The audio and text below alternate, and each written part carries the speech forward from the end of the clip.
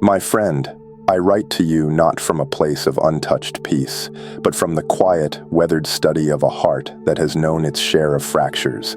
The ink I use is tempered with the salt of old tears, and the parchment, I assure you, bears the faint scars of being crumpled and smoothed out again. I feel the tremor in your spirit from here, the seismic aftershock of a truth that has turned your world to rubble. You have been betrayed. The name for it is simple, yet the weight of it is a universe of collapsing stars. The person you held as a compass, the one whose word was your North Star, has shown you a map that led only to a cliff's edge. And now you stand in the freefall, the wind screaming a single torturous question. Why? I will not insult your pain with easy answers. There are none. The why is a labyrinth they built within you, and to chase its corridors is to lose yourself forever in the echoes of their footsteps walking away. So let us not speak of them for a while. Let us speak of you, of the crater they left behind, of the sacred scorched earth that is now, and only now, entirely yours. Do you remember the silence that followed the storm? Not the dramatic, thunderous roar of the confrontation, but the hollow, deafening quiet after the door has shut for the final time. That is the silence I ask you to sit with now. It is not an empty silence. It is a crowded one. It is filled with the ghosts of promises, the phantom limbs of a future you had already begun to inhabit. You walk through the rooms of your own life and see not what is there, but what was supposed to be there. A coat on a hook, a mug on the counter, a shared joke hanging in the air, now untold. This, my friend, is the architecture of your grief, and you must be the one to walk through every room. Do not board up the windows. Do not flee the premises. Light a lamp and sit in the center of the ruin. Feel the cold of the floor against your skin. This is the first act of your reclamation, to acknowledge the totality of the destruction. You loved, you trusted, you built, and it was broken from the inside. The violation is not merely that they left, but that they had a key to the vault while they were planning the theft. This pain is not a sign of your weakness. It is a testament to your capacity for faith. They did not shatter something fragile. They toppled a monument you had built with the stones of your own belief. I want you to consider the metaphor of the forest fire. For years, even centuries, a forest grows. It becomes a complex, deep, and intertwined ecosystem. The canopy is thick, the undergrowth dense. It is beautiful, familiar, and seems eternal. Then comes a lightning strike, a single, searing act of betrayal. The fire it ignites is catastrophic. It consumes everything. The ancient trees, the sheltered hollows, the familiar paths, all are reduced to ash. The world is smoke and embers, and it seems that nothing could ever grow in such utter blackness. But the forest, in its ancient wisdom, knows a secret. The fire, for all its violence, did not destroy the forest. It cleared it. It burned away the thick canopy that blocked the sun from the forest floor. It cracked open seeds that required intense heat to germinate. It returned nutrients to the soil that had long been locked away in old growth. The forest that rises from the ashes is not the same forest. It is new. It is different. It is often more resilient, more diverse, and more vibrant than the one that stood before. The very catastrophe that seemed to be its end becomes the source of its renewal. You, my friend, are in the season of ash. It is a desolate and lonely place, but beneath your feet, in the rich, blackened soil, lies a potency you have never known. The seeds of your new self are waiting. They are the seeds of a strength that does not need to lean so heavily on another, a self-worth that is defined from within, a clarity of vision that can only be born from having all your illusions burned away. They didn't leave you. They freed you to find yourself. This feels like a lie now, I know. It feels like a hollow platitude offered by those who have not felt the heat of the flames. But sit with it for a moment.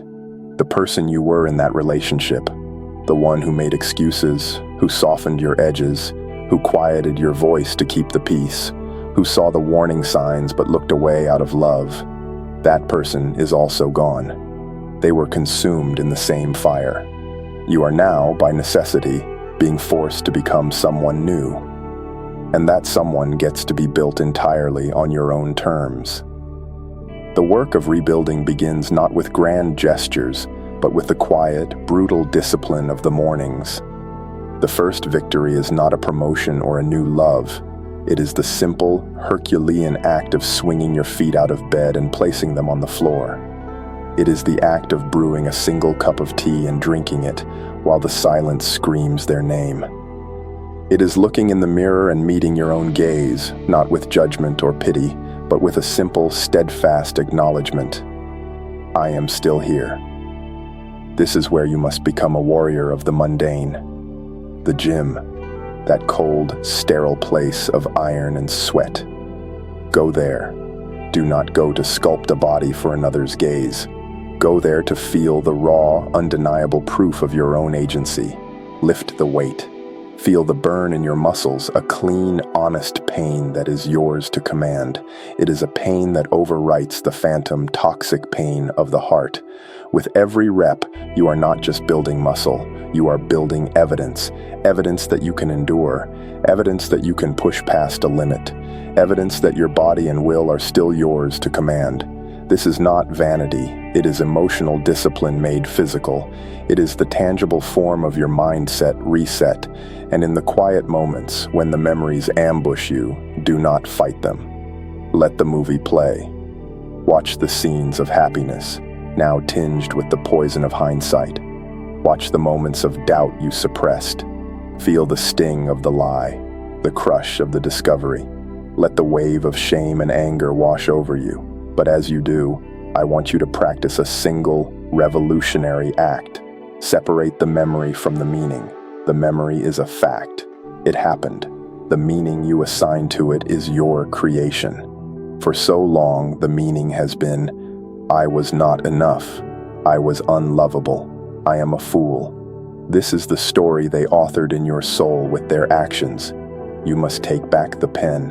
What if the new meaning is, I was capable of a love so deep that its absence carved a canyon? What if it is, I now possess a clarity about human nature that is priceless and rare? What if it is, that chapter is closed and the ink is dry, and I am the author of the next? This is the essence of heartbreak recovery. It is not about forgetting, it is about alchemizing the lead of your betrayal into the gold of your wisdom. The scar tissue that forms over this wound will be thicker, tougher, and more sensitive than the skin that was there before. It will feel the approach of storms long before they arrive. This is not a curse. It is your new, finely tuned intuition. Trust it. You will be tempted to build walls. Do not build walls. Build boundaries. Walls are fortifications born of fear. They keep everyone out and trap you inside your own fortress of solitude.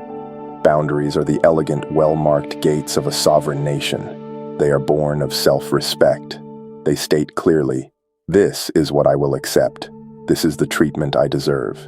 You may enter, but only under these conditions of mutual respect. The person who betrayed you taught you, in the most painful way possible, exactly where your boundaries should have been. Honor that brutal lesson by installing them now. There will be days when the loneliness is a physical presence, a weight in the room.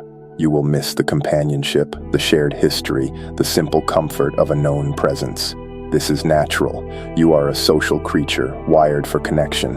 But I implore you, do not confuse loneliness for a mandate to return to what harmed you. Loneliness is a temporary state. The degradation of your spirit that comes from accepting less than you deserve is a permanent stain. Turn your solitude into your laboratory. This is your time of personal growth, unencumbered by the needs or opinions of another. Reacquaint yourself with the stranger you have become. What music do you like without their commentary? What books stir your soul? What silly, insignificant hobby brings you joy? Go to a movie alone. Eat at a restaurant with only a book for company. Take a long walk with no destination. In these moments, you are not alone. You are on a date with your future self. You are courting the person you are meant to become. And what of trust? That beautiful, fragile bridge between two souls. Shattered. You look at others now and see not their kindness, but their potential for deception. Your heart, once an open hand, is now a cautious fist. This, too, is a necessary season. You must learn to trust yourself before you can ever think of trusting another. Trust that you will hear your own intuition when it whispers a warning. Trust that you will honor your own boundaries when they are tested. Trust that you will choose your own well-being, even when it is difficult. Trust that you will survive, even if you are hurt again. This self-trust is the unshakable foundation. All other trust is built upon it. When you have this, the betrayal of another becomes a disappointment, not an annihilation. The path to healing is not linear. It is a spiral. You will feel you have conquered a peak of acceptance, only to wake the next day in the valley of rage once more. You will have moments of stunning clarity, followed by hours of foggy, directionless pain. This is not failure. This is the process. The spiral brings you back to the same lessons, but each time from a higher, more integrated perspective. You are not going in circles. You are ascending. Forgiveness is a word thrown around too easily. Do not rush to it. Forgiveness is not something you do for them. It is a state you arrive at for yourself, a release of the poison you have been drinking in the hope that it would hurt them. You cannot force it. Let your anger be your righteous protector for a time. Let your disappointment be the compass that points you toward higher standards. In its own time, forgiveness will arrive not as a pardon you grant, but as a simple, quiet realization that the person who wronged you no longer holds the keys to your inner peace. They are a relic of your past, a character in a story you have finished reading. My dear broken friend, you are a mosaic. You are a beautiful, complex, and irreplaceable artwork made from 1,000 shattered pieces. The betrayal was the hammer that broke the old, simpler vessel.